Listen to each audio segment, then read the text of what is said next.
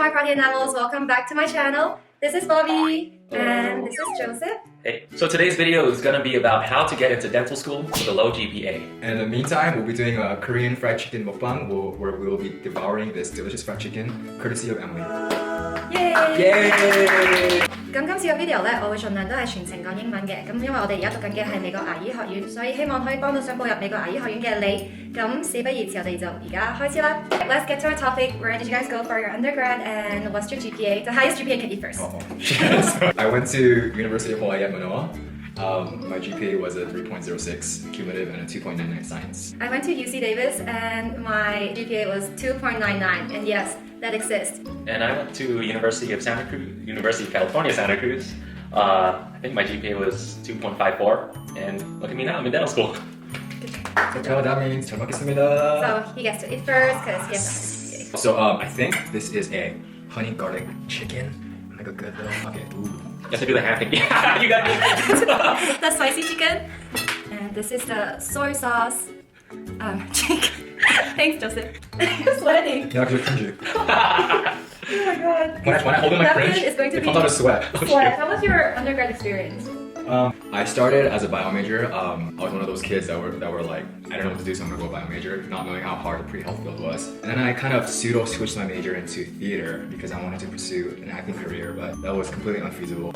So the reason why I had a low GPA was because I am a person that needs some kind of direction and some kind of motivation to really focus on what I want to do. And if I have that, I feel like I'm as competitive as anyone else, but then I didn't have that, that's what I was lacking. And I think because of that, my GPA really plummeted. I finished in 6 years, so yeah, it was pretty long, it cost a lot of money. Not as much as UC Davis, but yeah.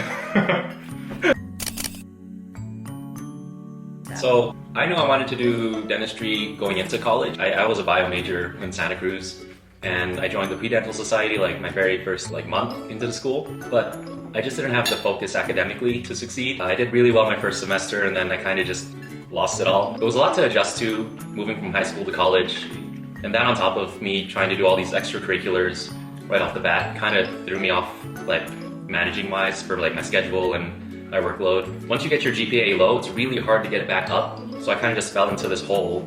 For my undergrad year, I was very immature. I was more into my social aspect of life than academic. So I always cram everything the last day, maybe 3 days before the exam. If I know I have 3 days, I'll do it the last minute. Yeah, that was my philosophy. You know what they say, diamonds are made under pressure. You have to wait till the last minute to do it. What really motivates me is that one summer I went back to Hong Kong and my dad was like, oh, what are you going to do in your future? So I was telling my dad that, yeah, I'm going to be a dentist and I will come back and fix your teeth, so stay tuned. I will be back. That was my last word to him, and that actually really the last word to him. So I came back to America and a couple months later my dad got a stroke and he went into the hospital and I didn't have time to see him, to say goodbye to him. That was the last word that I said to him, so I'm like, no, I need to wake up now, I need to stop doing what I'm doing right now and focus on school, have that moment of awakening.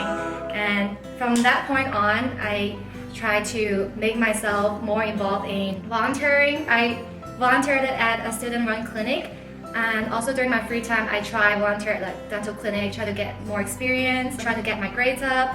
My lowest GPA that I got, I don't remember which year, was 2.3. My grade was a 3.6 for my whole senior year. So yeah, that was my undergrad experience. That's a very touching story. So, after your awakening, what did you do to make yourself a competitive applicant for the process? Knowing that my GPA was 2.99, I'm not going to get in anywhere with that GPA. So what I did is I applied for a year of Postbac program at Cal State University of East Bay. So I did the academic enhancer program, and during that year I just constant studying. I had better time management skill. I also worked as a dental assistant. My GPA for the Postbac was 3.84. I have a good question. Did you find the courses in your Postbac to be more difficult, equivalent to, or easier? Easier. Than your, okay. I'm being very honest. At the Postbac program, you have 20 or 15 people in a class, whereas during my undergrad year at UC Davis, we have 100, sometimes 300 people in one class. So it's really hard to stay focused. and really hard to like ask the professors question. But versus in my postbac, I can ask questions anytime, schedule a time for the office hour with the professor. So you don't think it was the material so much as like the circumstances of the class, right? Like class number, student ratio. You had your focus back, and you can just do all that. How's yours?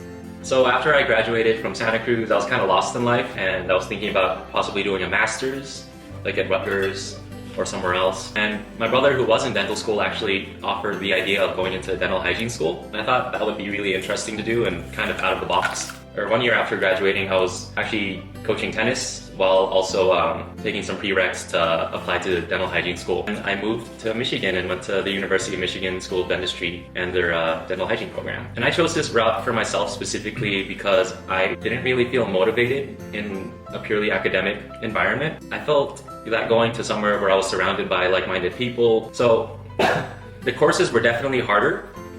In my program, you needed a 94 to get an A-. A 93 would be a B+.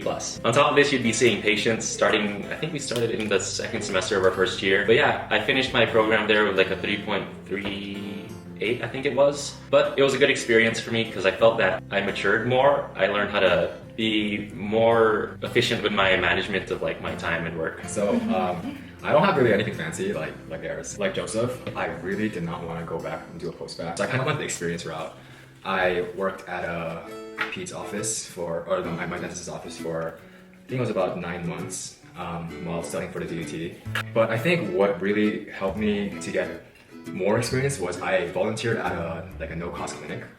And it was really, really good. Like if you guys can find a no-cost clinic and like volunteer there, it's like the best learning experience because A, you're not pressured by appointments and scheduling and production because the patients aren't paying for anything. The dentist doesn't feel like pressure to like perform on time. I think that was really what helped me gain insight about what I wanted to do and how I should approach this process. I learned a lot about myself, about who I am and what I wanted to be. And I didn't improve myself academically, but from a clinical perspective, it definitely did help me a lot. And I stayed there for about, I think, 11 months. Like right before I got into school. How was your application process? My application process? So I applied twice. The first time, it was really dumb. Like this is when I was bad at managing my time and I thought I had all the time in the world and all of a sudden it's October. And so I told my mom I was just gonna wait till like next year and she's like, no, even if there's like 0.55% chance, I just want you to apply. Okay, so I applied to I think it was like 13 schools. And I finished my like application in November. And that's super late. It was really dumb, and to no one's surprise, I didn't get to any schools. There is no shame in not applying. Yes, don't let anyone pressure you to apply. Especially people who aren't in the pre-health field. They don't know what you're going through, you know what you're going through, don't feel pressured by them. The reason why I applied late was because first time I took my DET, I took it in September. I pushed it back once, and I had an 18 total science, 18 academic and 18 total science. I actually got lucky with how much I studied. I studied very little bit, it wasn't the best, but then since like the stats said it was average, I applied anyway. I didn't get in, so the next cycle, I got super mad that I got like 13 rejections. I get like really salty and competitive, just in my Korean nature. So I studied super hard for the DET. I was working like 8 hours a day. And then I took it June. I got a 23 total science and 23 academic average. From my first application to the second application, all I did was the no-cost clinic and I studied for the DET a lot harder. And I think definitely that 5-score bump did help me a lot. So I only had 2 interviews.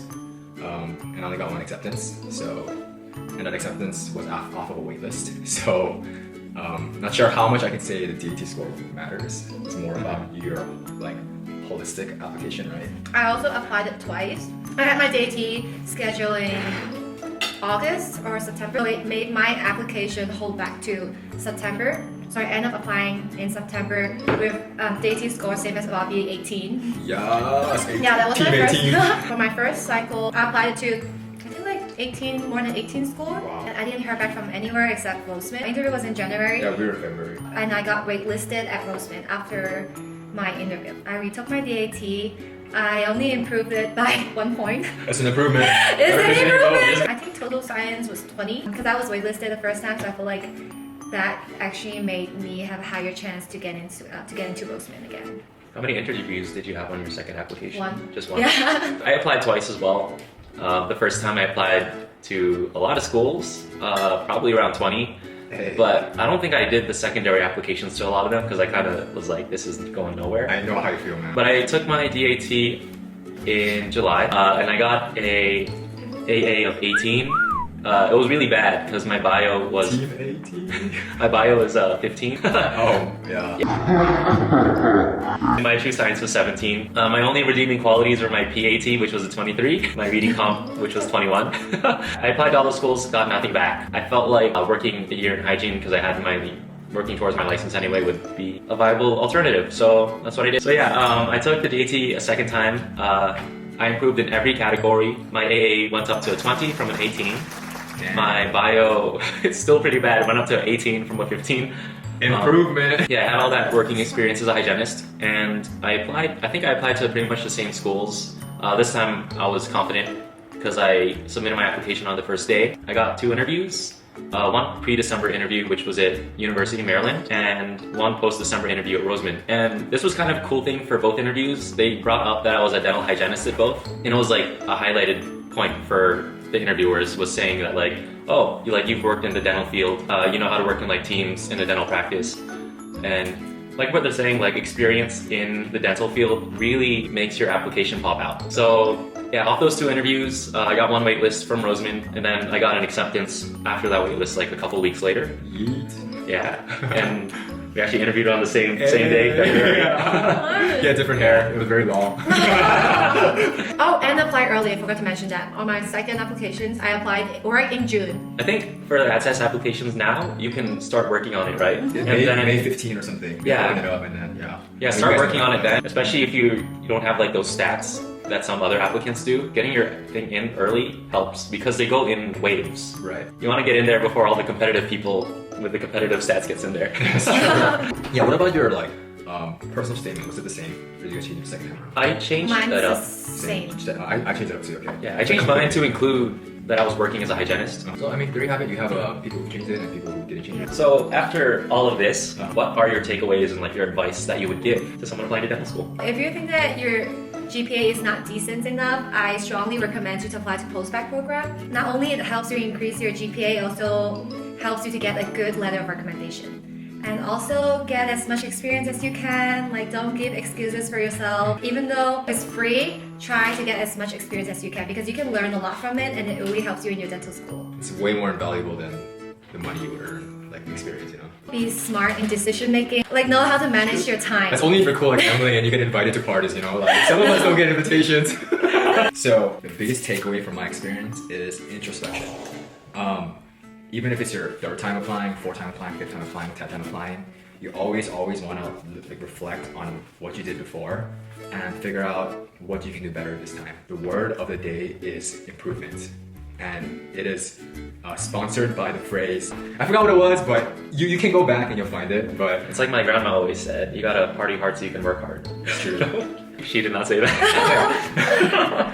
But yes, I think holding yourself accountable to your mistakes. Okay, I'm done. Get off my hat first. My advice is if you can focus through your undergrad and like be successful, that's great, do it. And if you can't, like it's not the end of the world. There's so many other options you can do. Like we have postbacs, you have like life experiences, you have like a hygiene program, masters. Don't lose sight of your ultimate goal. Yeah, here we go.